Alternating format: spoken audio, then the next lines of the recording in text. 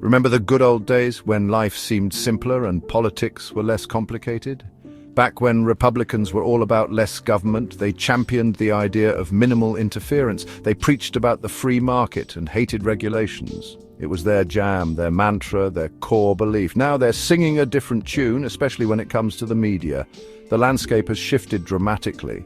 See, Republicans used to love deregulation. It was a cornerstone of their policy. It led to the rise of conservative talk radio, which they absolutely adored. It gave them a powerful voice. But now, they're not so keen on a free-for-all. The media landscape has become a battleground. They're calling for more control, more oversight, more rules. The irony is palpable. This sudden change of heart might seem confusing.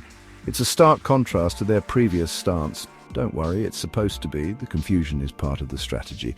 It's all part of the Republican playbook. Cry foul when it suits them, then change the rules when they're in charge. It's a calculated move. Got it? Good. Let's move on. There's much more to uncover. Let's rewind to 1987. Ronald Reagan was president, steering the country through a transformative era. Living on a Prayer was topping the charts, capturing the spirit of the times with its anthemic rock sound. And a little thing called the Fairness Doctrine was laid to rest, marking a significant shift in broadcasting regulations. This doctrine, which required broadcasters to present balanced political viewpoints, was deemed government overreach by many.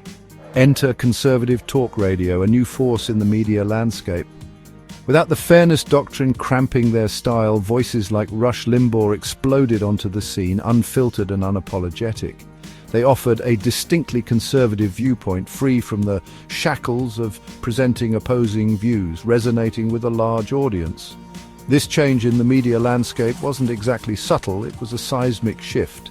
It was like replacing a calm conversation with a shouting match where strong opinions ruled the airwaves, and guess what? It worked. The formula was a hit.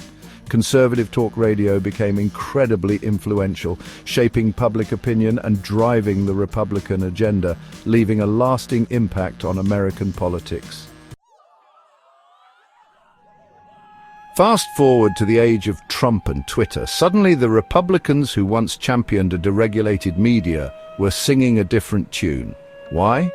Because the media landscape had changed and they didn't like what they saw. Trump, never one to shy away from a Twitter tirade, frequently attacked media outlets he deemed fake news, his weapon of choice. Accusations of bias, censorship, and a blatant disregard for fairness. But it wasn't just about traditional media.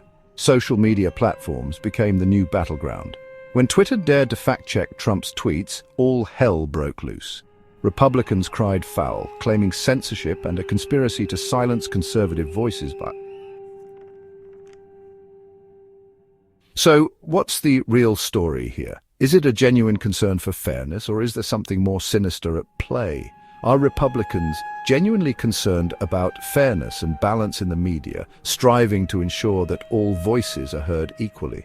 Or is this just a cynical power grab, a strategic move to consolidate power and influence, an attempt to silence dissenting voices and control the narrative to their advantage? The evidence, frankly, speaks for itself. When you look at the actions and the rhetoric, the same party that once championed deregulation and free market principles is now using the very same arguments they once mocked to justify their own brand of media control.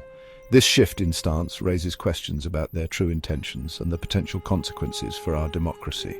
It's a dangerous game they're playing, one that could have far-reaching implications, because when you start deciding what people can and cannot say, when you begin to control the flow of information, when you start dictating what constitutes truth and what is deemed false, you're not just attacking freedom of speech, you're undermining the very principles that our society is built upon. You're attacking the very foundation of a free and open society, a society where ideas can be freely exchanged and debated. And that's something we should all be worried about. The stakes are high and the future of our democracy could be at risk. That's it for today's Intel Drop. Thanks for tuning in. Remember to like, comment, and subscribe for more insightful news, reviews, and analysis. Until next time, stay informed, stay engaged, and keep it locked on the Intel Drop.